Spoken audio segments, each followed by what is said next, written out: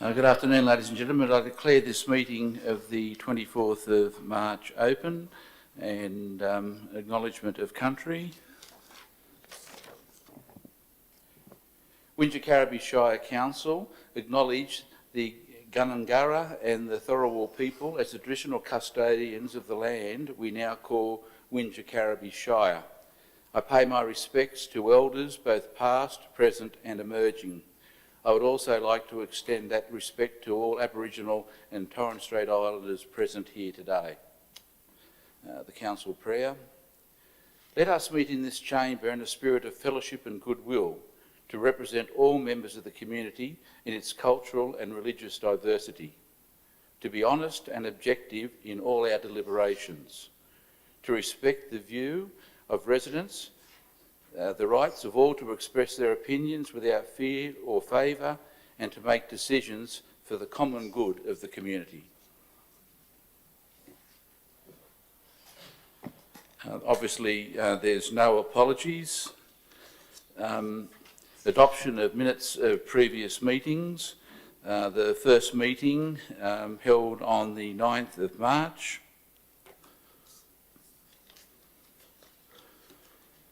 I would move that the minutes of the extraordinary meeting of Council held on 9 March 2021 be adopted and declare that carried. Next item is the minutes of the meeting held on the 10th of March. I would move that the minutes of the meeting held on 10th of March be adopted and declare that carried. And the minutes of the extraordinary meeting of Council held on 17 March. I would move that the minutes of the extraordinary meeting held on 17 March be adopted and declare that carried. Mr Acting General Manager, are there any declarations of interest? No, there's none. Thank you. I intend to present administrator minutes probably to most meetings, so I can let the community know what is going on as best I can, and that's in accordance with my undertaking to be honest, open and transparent. There's no need to write like crazy. I'll give you a copy, but as I've said previously, I do my own minutes and I release them when I've read them. But we have 3 minutes tonight, so I'll start with the first one. The first one is a community update. Pardon me.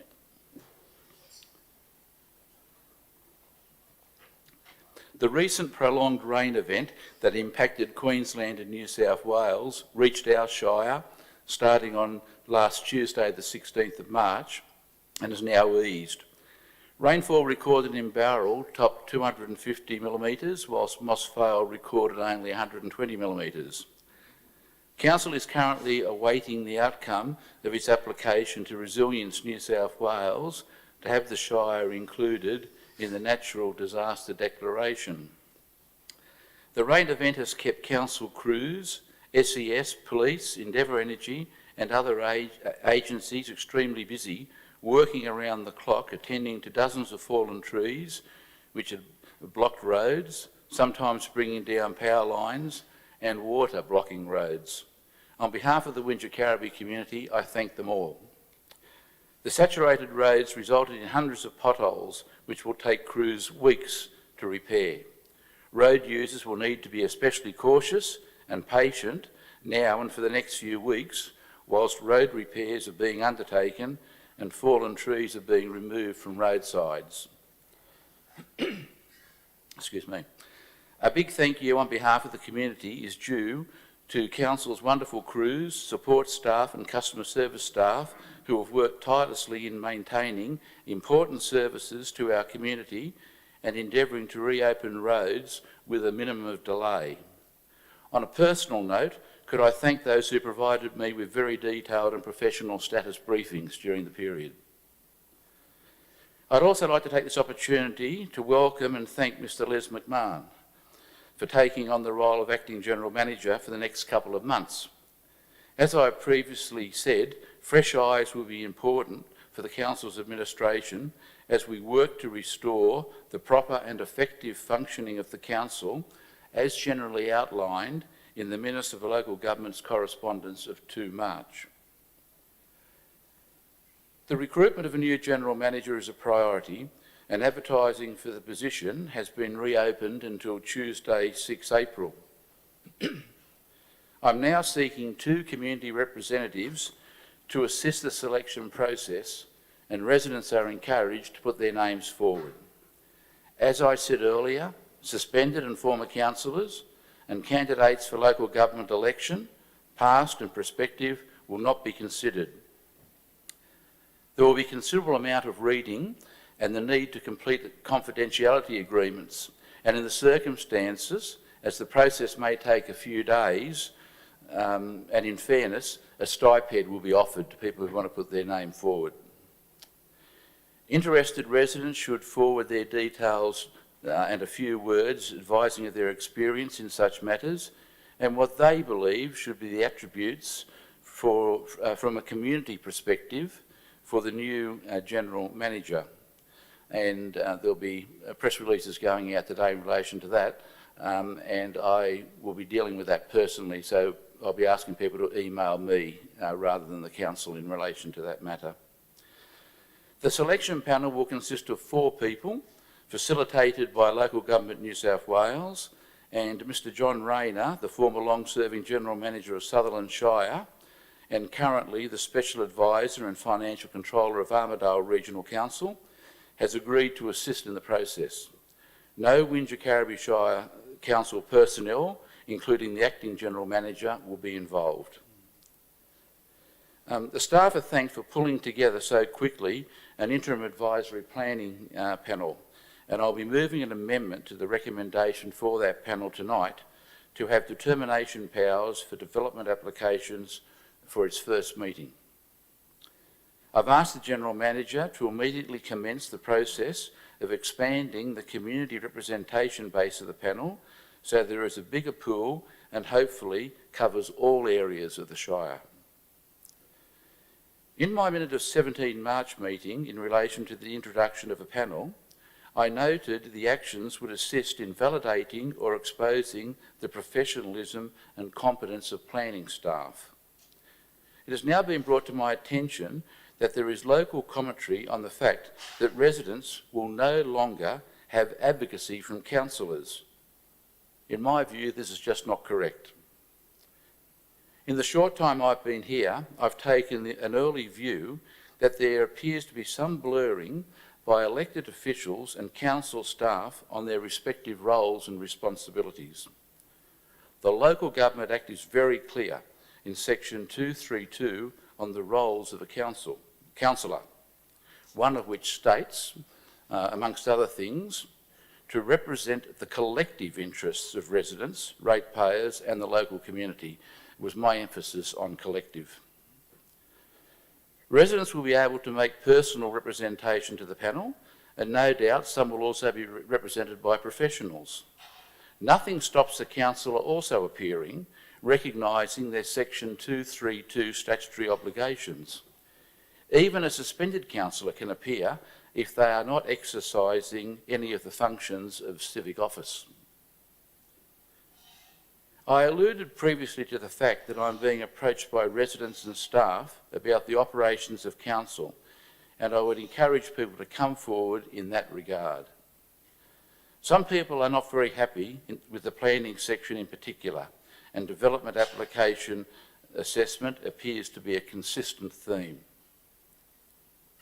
In consultation with the Acting General Manager, the decision has now been taken to have an independent consultant review the effectiveness of the Council's overall planning, development and compliance functions and processes.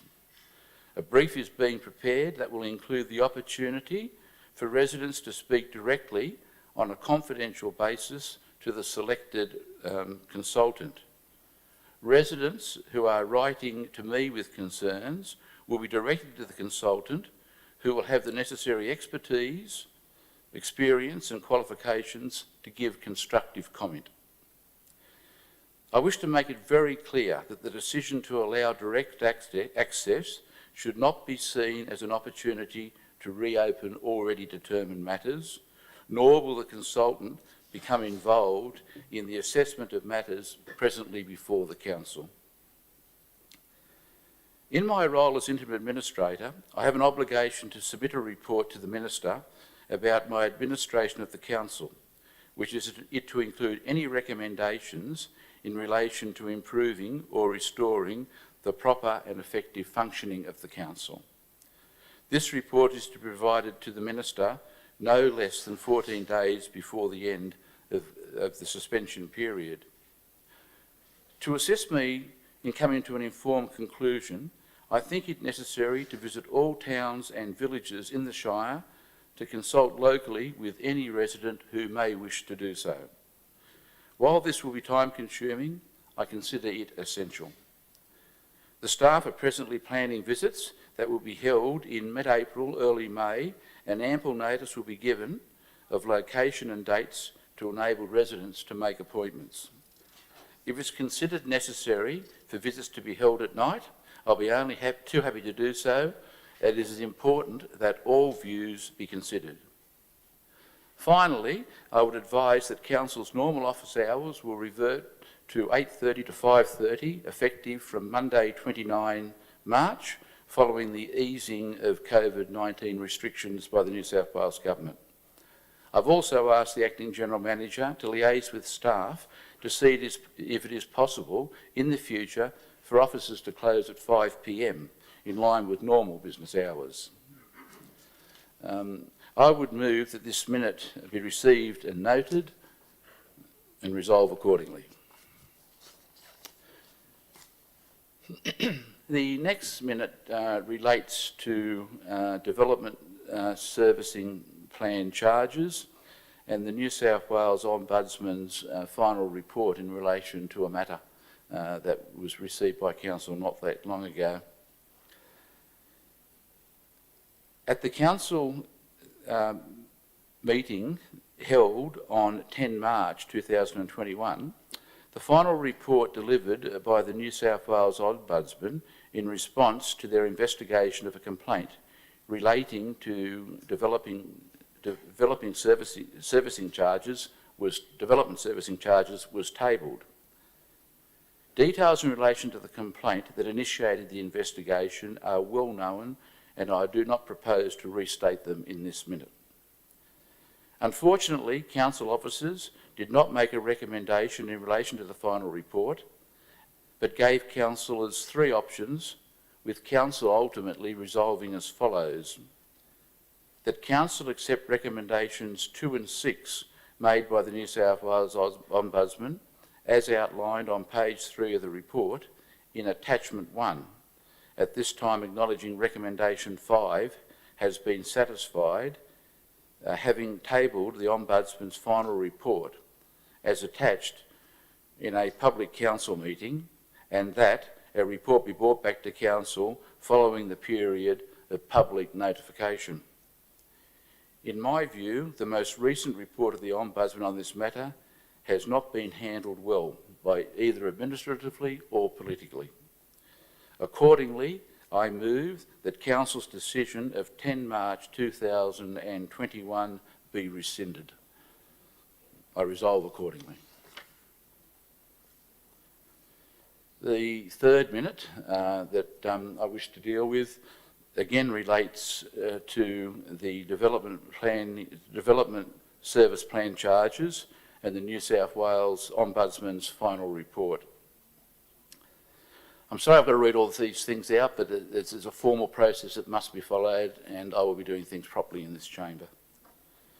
At the meeting of Council held on 10 March 2021, the final report delivered by the NSW Ombudsman in response to their investigation of a complaint relating to the development servicing charges was tabled.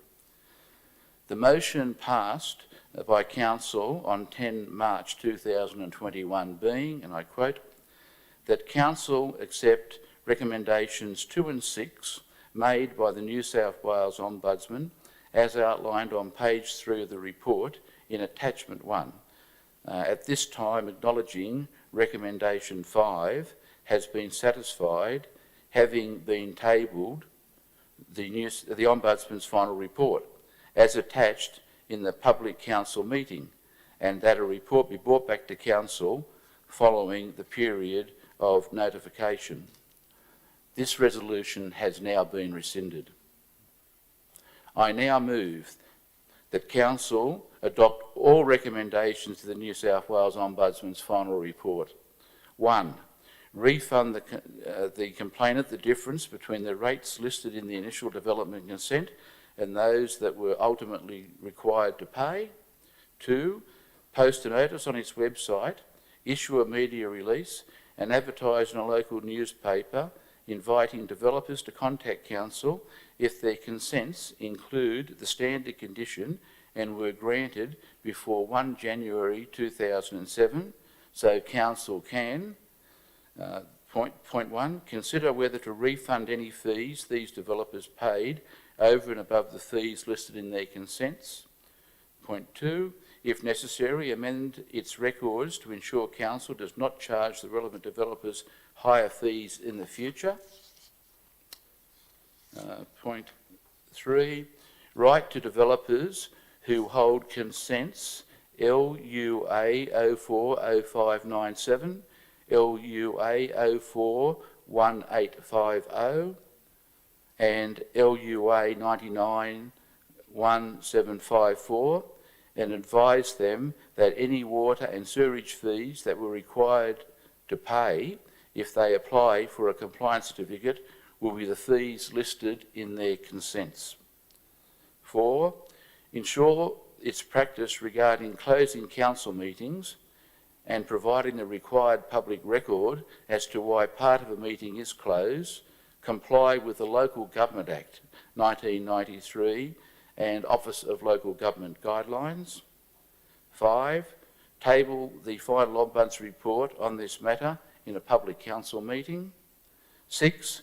Give its Risk, Audit and Improvement Advisory Committee a copy of the final Ombudsman's report. And 7. Provide us with updates every 6 months on the progress implementing the above recommendations. I resolve accordingly. Okay, public forum. The first lady being Miss Dix in relation to the Mittagong Playhouse and the Barrel Memorial Hall projects. Yeah, look, I'd prefer if you sat there rather than stand up with your backs to the public. Thank you. Well, thank you, Mr. Moore. We're so pleased that you've given me the opportunity to speak. Thank you. I'm speaking on behalf of the Southern Highlands Concert Band and the Southern Highlands Symphony Orchestra. We rehearse in the hall every week, so that I'm there playing myself 2 nights a week. And of course, when we give our 12 or so concerts, we're heavily involved in that too. We're pleased that you're going to refurbish the Barrel Hall. We understand that the tender has been accepted. We understand that you want to get quickly onto the work because A, we want the hall back in functioning again, and we understand that there's a grant involved. But there are three things about the refurbishment that we're not at all happy about. We would love the opportunity to meet you, to show you what those things are, explain them to you and why we're so unhappy about them. At the same time, we are also very aware that this is a community hall, and of course we want it to be available to everybody in the community, not just us, not just the musicians, because, well, for example, myself, I've been in the Highlands Theatre Group for about 50 years, so I'm very interested in the theatre and the local and the amateur theatre groups that are here. So that is our request, please. Could we please see you and explain to you and show you these things and assure you that if you agreed with us and you saw that, we would ask for very little and we might save you an awful lot of money. So look, thank you very much, Mr. Moore. Look, I'd be happy to meet you without council staff. Good. I prefer to get briefings from residents before I ask staff for briefings, but obviously after you put your side of the story, I'll be talking to the professional officers as well. There's always two sides to every story. Sometimes in local government there's three sides. We understand. Yes. But I'm more than happy, but I can't do it until next week. Fine. But I'll make contact with you personally to make arrangements. Thank you. But I'm not a magician. You know, I can't promise anything, but I can certainly have a look, and I'm more than happy to do that. So the band and the orchestra would be delighted with that response. Thank you Well, very much. I haven't all got to come. I'm just happy with you. Oh, Okay. Thanks. Okay, thank you, sir.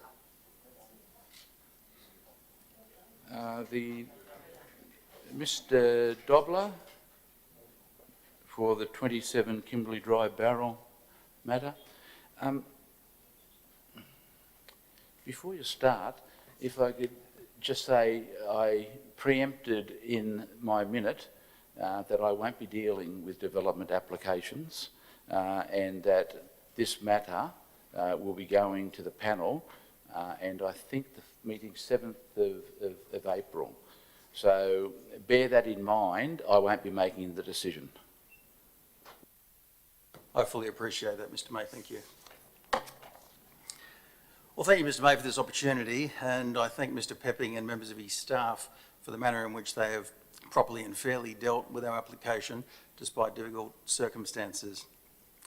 I plan to address this meeting this afternoon in response to the objector, Mr. Peter Rowe.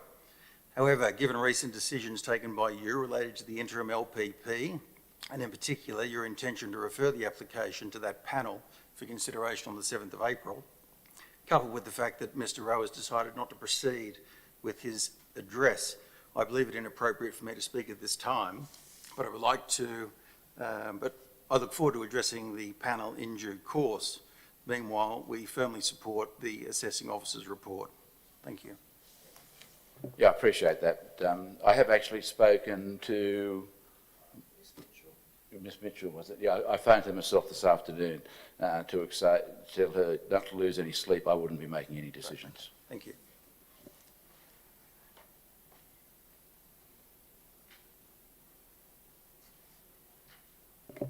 Okay, we now move on to councillor reports.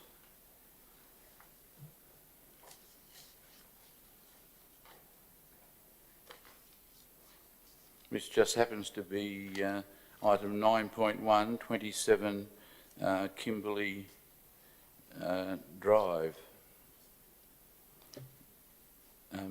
Obviously, who is going to present that matter to the council?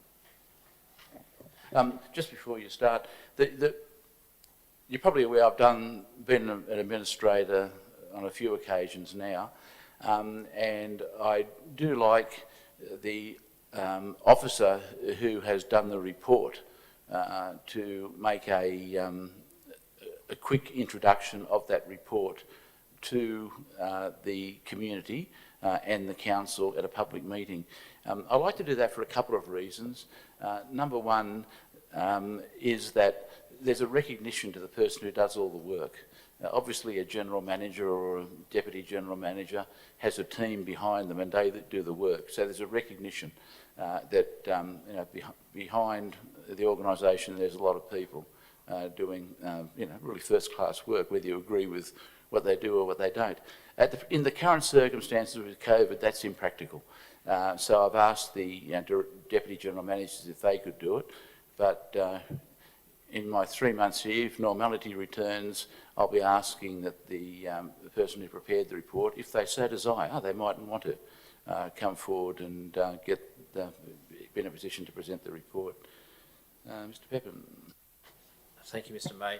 The purpose of this report, 9.1, is a development application 21/0257 for a two-lot subdivision, part lot 313 DP 124 5164 27 Kimberley Drive, Barrel. The matter was first reported to Council on the 24th of February 2021, at which Council resolved to defer the matter for a site inspection of council staff and councillors. That inspection occurred on Wednesday the 10th of March and the matter is returned to council for determination and the officers that prepared this report have recommended that the matter be approved. Thanks for that. I have the benefit of a screen here, and there's one behind me, so recommendations will go onto the screen. So I won't be turning around because I'm lucky I've got one I can just look at here. In relation to this matter, as I have already indicated, I would move that the application, that development application DA 21/0257 for a two-lot subdivision at land at part lot 313 DP 1245164, number 27 Kimberley Drive, Barrel, be referred to the meeting of the interim advisory panel, interim advisory planning and assessment panel, to be held on 7 May 2021 and resolve accordingly.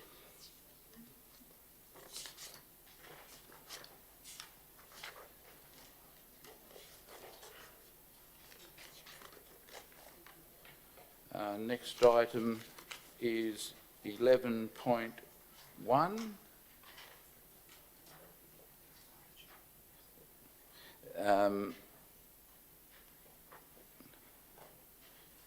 Mr. Mooney.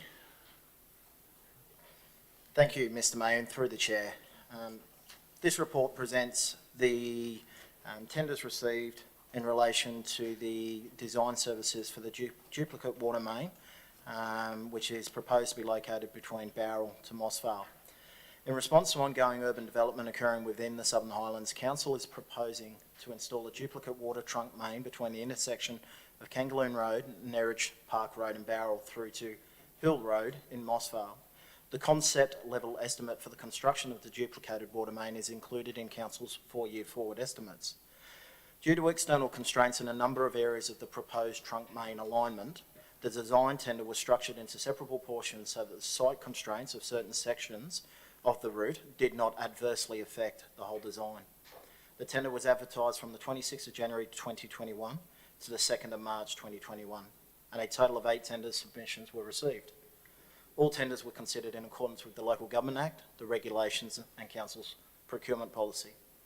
Out of the 8 tenders received, the Tender Evaluation Panel have recommended that GHD Proprietary Limited be awarded the contracts for separable portions 1, 2 and 3, and that the tenders received for separable portion 4 be rejected based on the priority of delivering the trunk main design package. Thanks for that. And look, and I'd also thank the staff for listening to what I was, when I first came here, I indicated that I do not like dealing with matters in closed council unless it is absolutely essential. And with tenders, I don't think they should be dealt with in closed council. I think they should be dealt with in open council, paying respect to the tenderers and not making that information publicly available, but it should be available to the administrator or to a individual councillor if council is sitting. I would advise that I have looked at the tender assessment panel's reports. I've read them and I am satisfied. Accordingly, I would move the recommendation outlined on page, the officer's recommendation as outlined on page 30 of the business paper, and declare that carried. The next item is 11.2, proposed transfer of Crown land known as Wombat Lane, Wingello. Mr. Mooney again, is it? Thank you, Mr. May, and again, through the Chair. The purpose of this report is to obtain formal approval to make an application to the New South Wales Department of Planning, Industry and Environment for the transfer of the Crown Road known as Wombat Lane, Wingello, to Council as Roads Authority. A resident of Wombat Lane has requested that Council consider formally lodging an application for the transfer of the road to assist with a number of property matters which have arisen out of the 2020 summer bushfires. In order for the road to be transferred, Council must make an application to the New South Wales Department of Planning, Industry and Environment, which is a recommendation put forward for adoption. Thank you.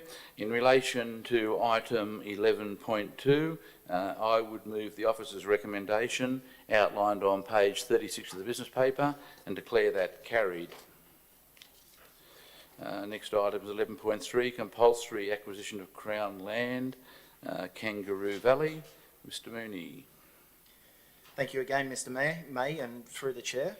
The purpose of this report is to seek formal approval to acquire Crown land for road purposes.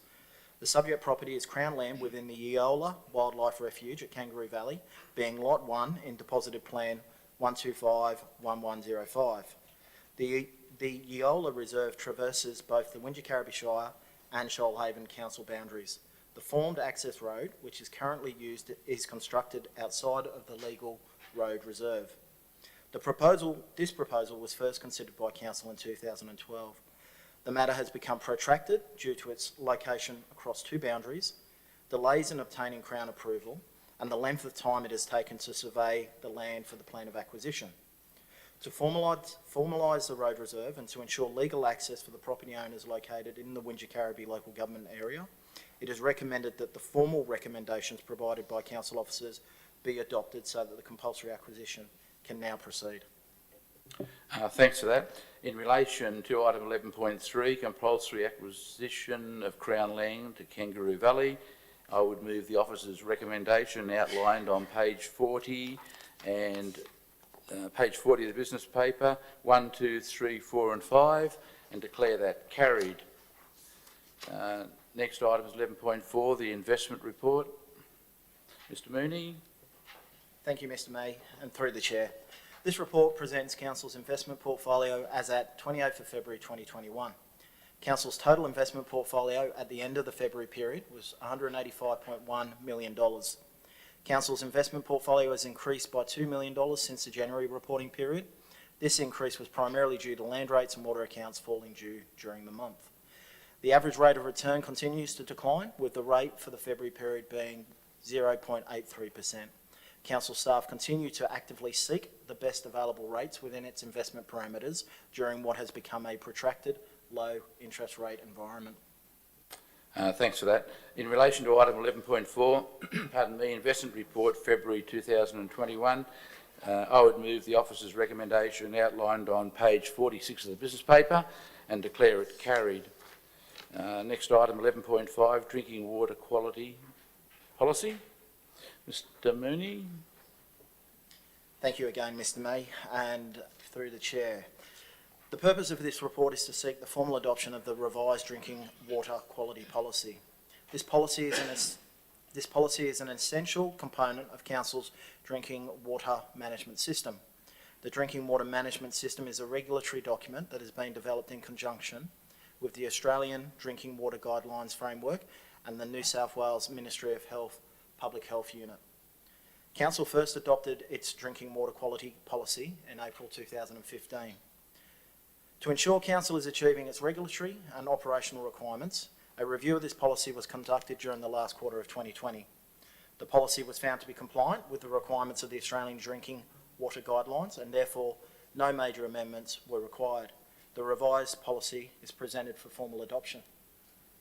Thank you very much. In relation to item 11.5, drinking water quality policy, I would move the officer's recommendation as outlined on page 52 of the business paper and declare that carried. Next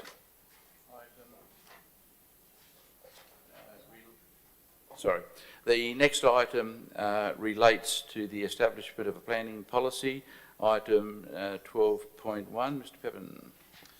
Thank you, Mr May. Through the Chair, the purpose of this report is to put forward the establishment of a local planning panel covering Wingecarribee Shire in accordance with the framework established under Part 2, Division 2.5 of the Environmental Planning and Assessment Act 1979 and administered through the Department of Planning, Industry and Environment. Local planning panels, formerly independent hearing and assessment panels, have been in existence in a number of New South Wales councils for many years. Based on the mandatory operation of local planning panels in metropolitan Sydney, Wollongong and Central Coast, a review of the model found it rigorous and strikes a balance between offering strong procedural checks and balances without hindering efficient panel operational or impacting on the overall functioning of the planning system. The Shire is experiencing significant increased interest in development, and as such, the introduction of a local planning panel is timely to ensure developments likely to have a significant wider community interest are determined by a qualified panel. Until the local planning panel is formally established by the Minister for Planning and Open Space, an independent advisory planning assessment panel is recommended to be established to review planning matters and make recommendations, and determine development applications as required by Council. All planning proposals and other planning matters will be considered by the panel with recommendations made. Thank you, Mr. Pepin. I am confident, very confident, that this will make a quantum difference to the administration of planning matters by this council. Now, I read the report, and it didn't provide for the interim committee to make determinations, and I don't think there's anything under section 377 of the Act to preclude that. So I've been speaking to the staff, and I'm not going to read this all out, but you'll see in red the changes that I'm suggesting on the screen. Now, together with that, I've just given notice already that I want to increase the number of citizen members. You'd only have one per meeting, but you need a bigger pool. But, you know, I do think that when something's being dealt with in Berrima or Bundanoon or Robinson, that the local member from that area, hopefully, should be part of the panel. That's, I think, the dream. Whether that's achievable is another question. But the universe of this Shire does not start and finish in Mittagong, Barrel or Moss Vale. So I think that's very, very important. So I would move the amended recommendation as detailed on the screen. And would you mind just taking the red out, if possible? Sorry.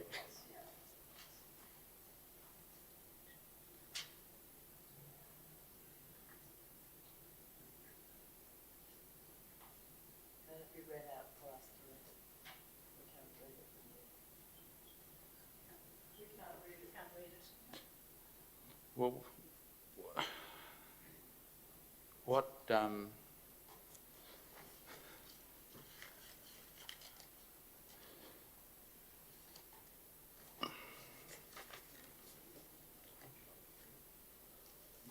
just a hard copy.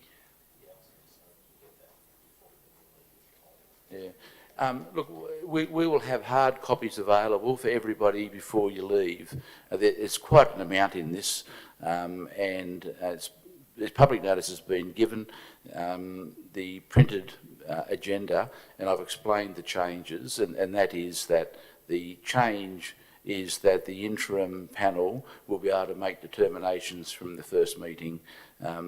The recommendation the staff gave was that the interim panel make recommendations to council, and I think they should determine straight away. So that's the change, and there'll be copies available before people leave this afternoon. I would move the recommendation on the screen 1, 2, 3, 4, 5. You got.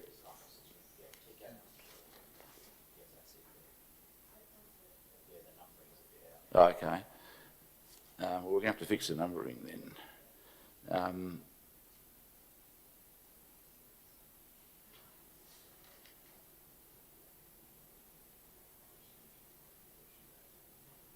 Thank you. 1, you got 2 ones. Take your time. We've got. I just want to make sure we get it right.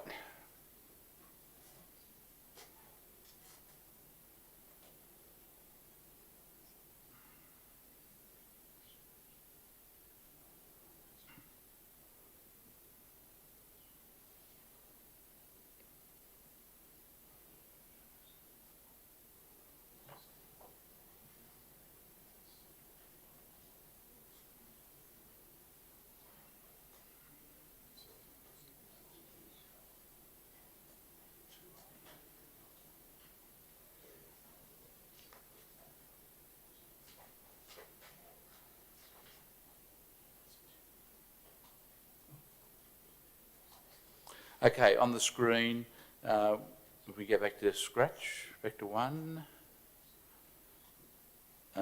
1, 2, 3, 4, 5, 6 and 7. And declare that carried.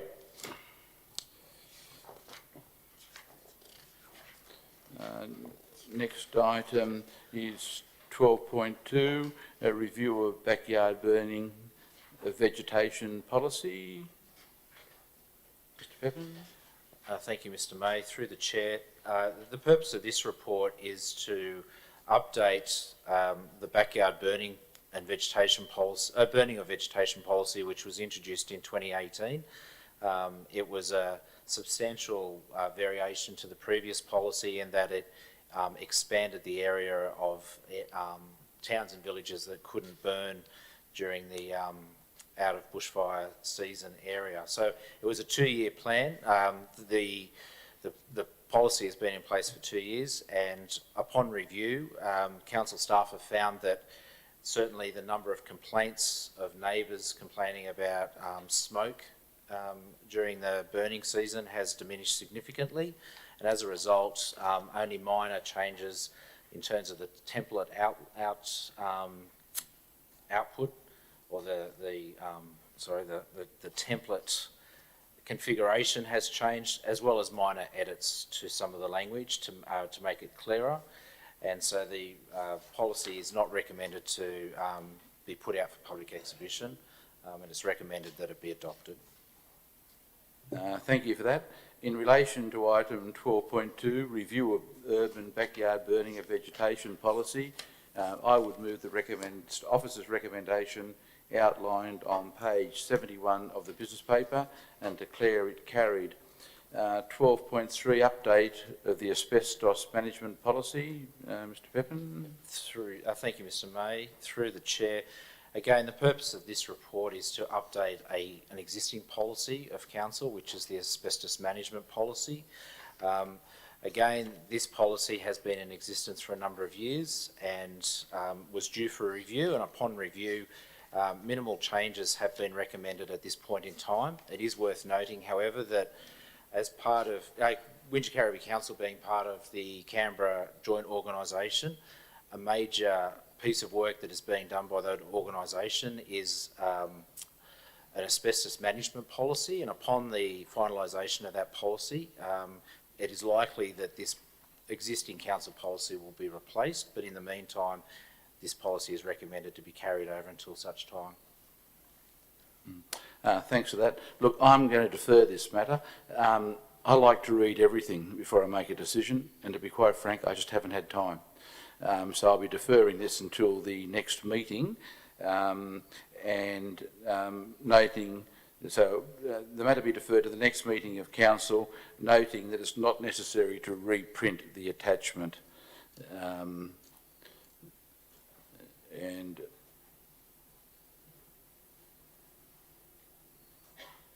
I'll move that and resolve accordingly. 12.4, 2021 National General Assembly. Mr. Mooney? No, sorry. You? Yeah, Sorry. Sorry, Mr. May.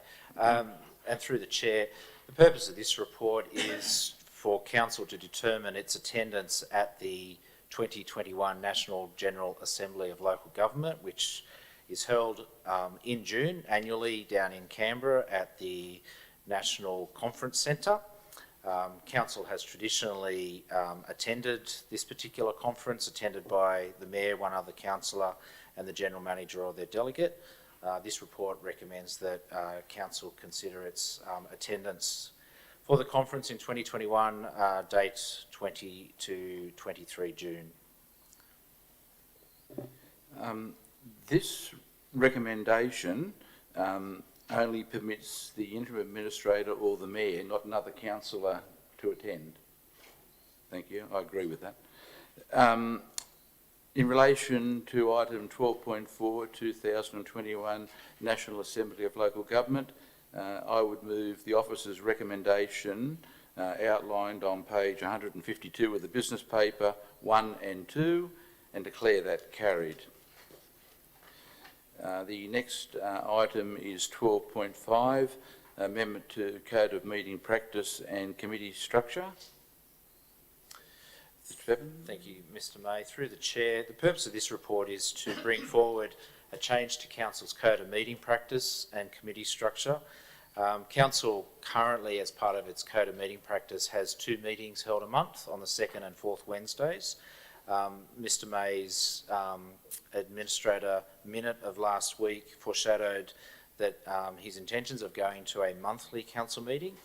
So the recommendation, which is up on the screen there, lists the proposed recommended meetings for the remainder of 2021, which go to a 1 meeting a month cycle. I think there's the 14th of May is supposed to be the 21st of May.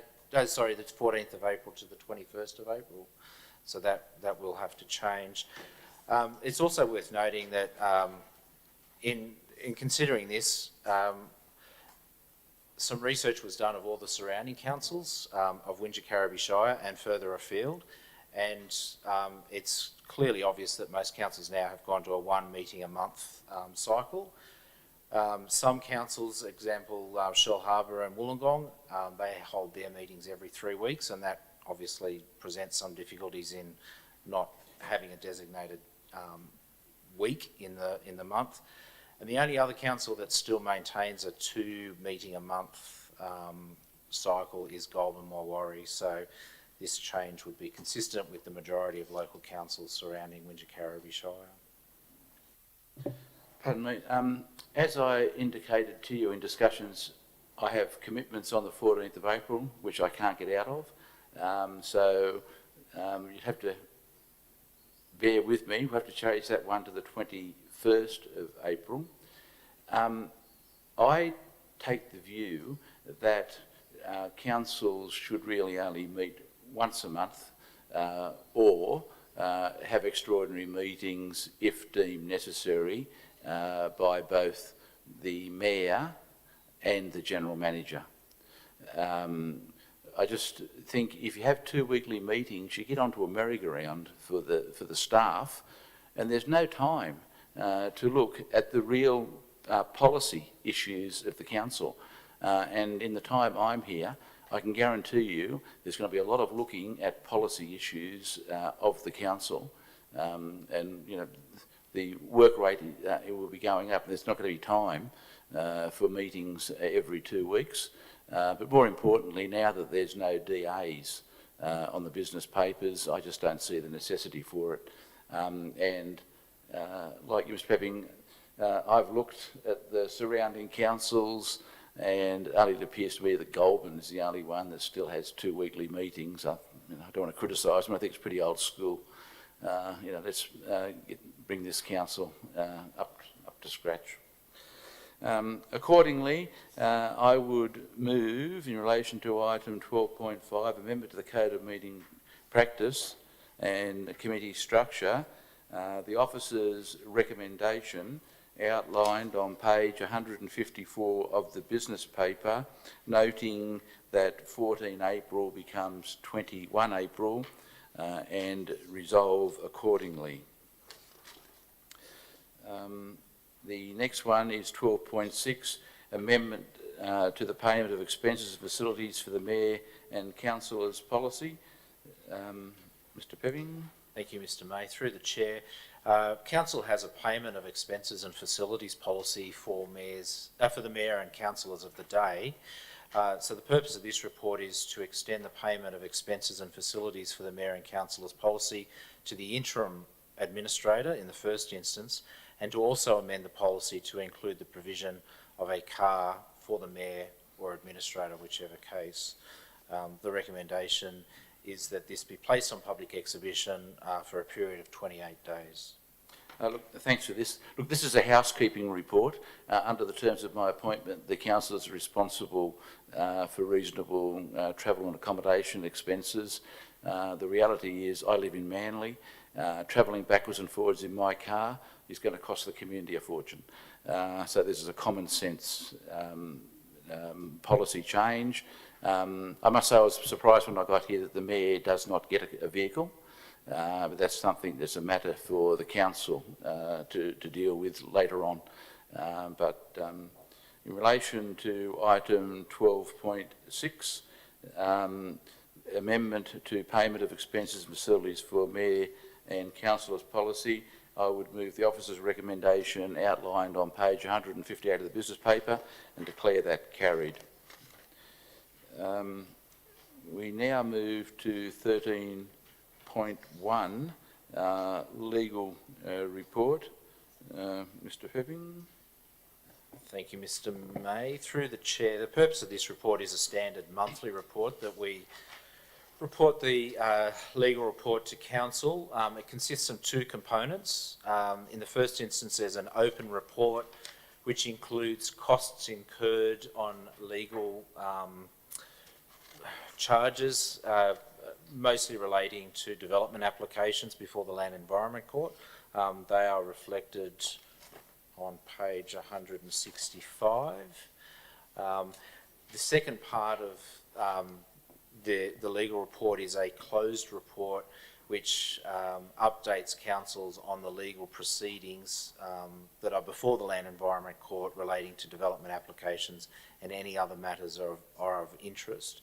And ordinarily council would then move into closed council to ask questions about those particular matters. Thank you. I don't really understand the necessity for this report. Why aren't these kind of matters reported to Council, and it's probably more for Mr. Mooney than you, in conjunction with your quarterly financial statement? Through the Chair, that's correct, Mr. May. Those figures are presented via the quarterly budget review statement that we're required to present within 8 weeks of quarter. The difference being with this report, Mr. May, is that this is an itemised breakdown of each Land and Environment Court matter, where in the financial report it's an aggregated amount. But a councillor could ask when that comes to Council what a breakup is. That's correct, Mr. May. Yeah. Look, I just don't see the necessity for this.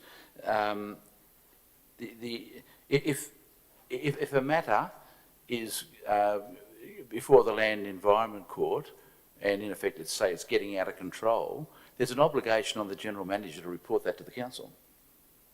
And that's the way these things should be handled, rather than providing a forum, here how often did you present these? Once a month, 12 times a year. I just think this could be a contributor to what the Council finds itself in at the moment. In relation to this matter, 13.1 legal report, I would move recommendation 1 on the staff's recommendation and a new number 2, that the Acting General Manager report on the necessity of such reports to Council. Look, I think I'll change that because you've answered my questions. I think that no further, item 2 would be no further reports, legal reports, be submitted to Council, the matter being dealt with more appropriate, legal reports in relation to costs be submitted to Council, the matter being more appropriately dealt with quarterly financial statements, noting the General Manager's obligations, should there be extenuating circumstances.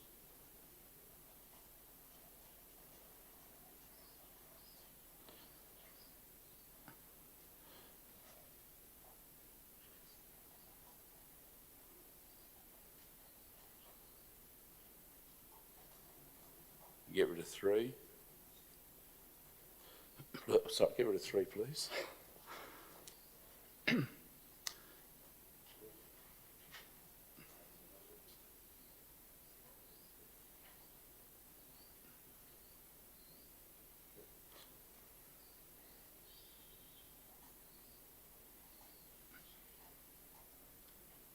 I declare that carried. In relation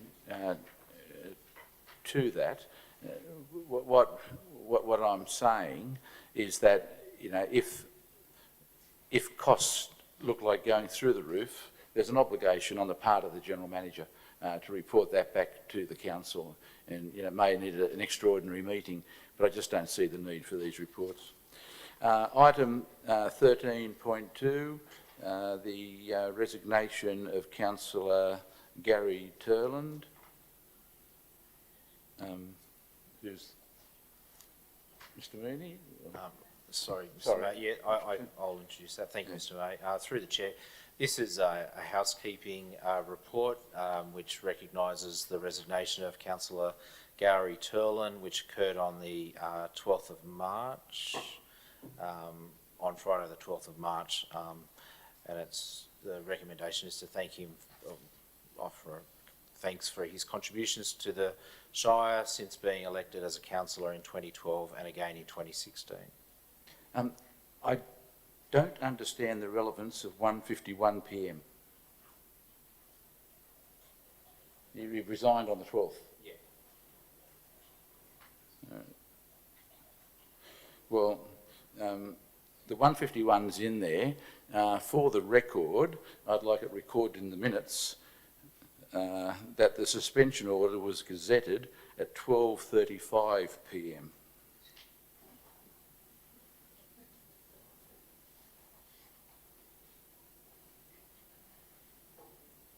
It's not my recommendation, just the interim administrator requested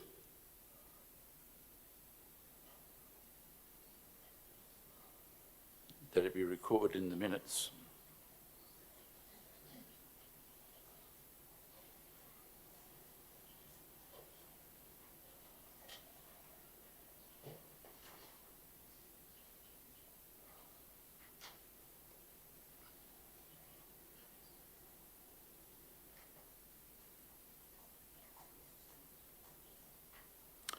Okay. In relation to item 13.2, resignation of Councillor Gary Turland, I would move the officer's recommendation outlined on page 166 of the business paper and declare that carried.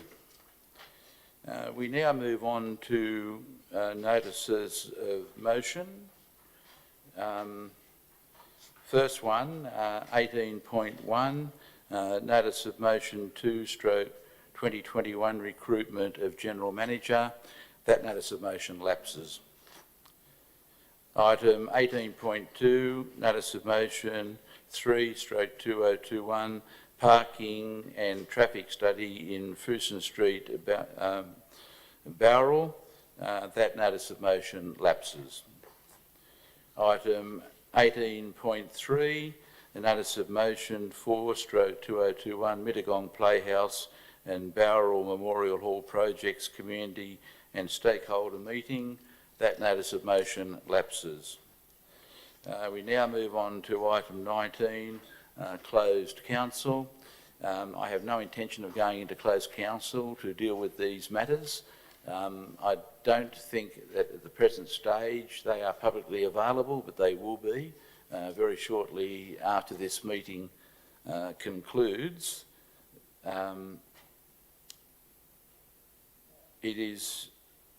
Since they're not publicly available, no, sorry? I'm sorry, I was just trying to get Michelle to get that extra wording up that you wanted to, with that land environment talk matter. Yeah, yes. Look, I've spoken to the staff about this and made it very clear in relation to closed council. I just don't understand why councillors would be interested in Land and Environment Court matters when they have made a decision and it's the council officer's role to carry through those decisions. I just think it provides another opportunity for dysfunction, another argument at the council. You know, the council makes a decision, the council staff have an obligation to carry through on that decision. I can understand concerns when a bidding war becomes involved in the Land and Environment Court just because the person who's aggrieved gets a senior counsel. We've got to get one. That'll change when I'm here. We won't have a bidding war on legal representation. Hopefully, there won't be much. But in relation to this matter, I'm advised that one of the matters will be now going back to the panel, and Mr. Pepping perhaps can give some advice to us on that. Thank you, Mr. May. Through the chair, a Class 1 appeal has been lodged on the matter of the council's refusal of development application 19/1650, which is for an eco-tourist facility at 198 Foxgrove Road, Canyon Lee. The matter has only just been filed in the Land and Environment Court, and directions were set for the 13th of April. There's a recommendation on there. The applicant at the same time has also lodged a section 8.2 review of determination under the Environmental Planning and Assessment Act, and it is our intention to bring that matter to the meeting of the interim assessment panel on the 5th of May. So we'll be seeking to have those directions on the 13th of May deferred, subject to the determination by the panel on the 5th of May. So, just for the benefit of everybody here and me, the section 8.2 review was submitted prior to my appointment as interim administrator? Yes, that's correct, Mr. Thank Mayor. you. I would move, in relation to this matter, I would move the officers. No, I'm not going to move the officers' recommendation. I would move the recommendation as outlined on the screen, but with a number 3. That reports of this nature no longer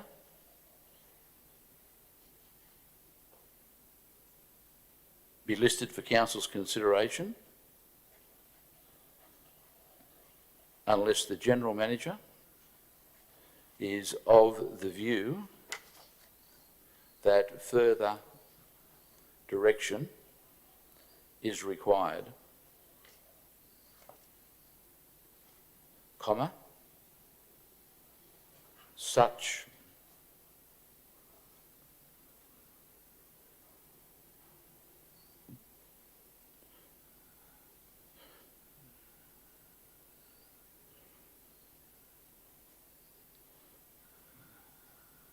consideration being on the recommendation of the council's legal advisors.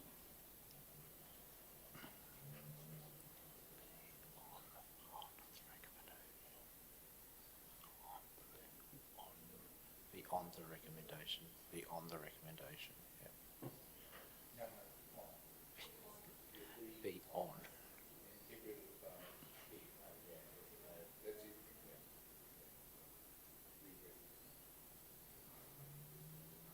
All good? I would move the recommendation as outlined on 1, 2 and 3 on the screen and declare that carried. And just for the benefit of both the staff and residents in attendance, the reason why I'm putting number 3 is that there can be no political interference in such matters unless the council's legal advisors are suggesting that they believe the matter should go back to the council for further direction or consideration. And I think that you understand where I'm coming from. Okay, well, is there any further business? I thank everyone for their attendance. We've covered a bit of ground tonight and declare the meeting closed. Thank you.